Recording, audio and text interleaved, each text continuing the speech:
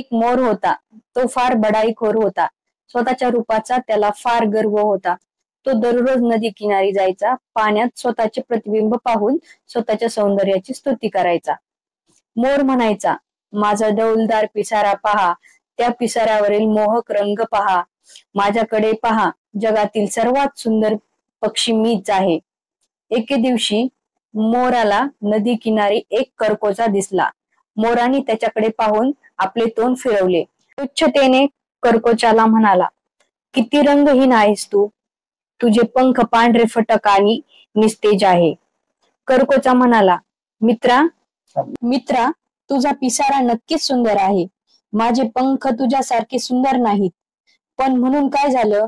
तुझ्या पंखांनी तो उंच उडू शकत नाहीस. मी मात्र माझ्या पंखांनी आकाशात उंच उडू शकतो. एवढे बोलून करकोचाने आकाशात झेप घेतली. मोर मात्र खजील होऊन त्याच्याकडे पाहत राहिला. तर मित्रांनो, या गोष्टीचं तात्पर्य असं आहे की दिखाऊ सौंदर्यापेक्षा उपयुक्तता महत्वाची असते. तर मित्रांनो, व्हिडिओ आवडला असेल तर सबस्क्राईब करा आणि कमेंट करून नक्की कळवा.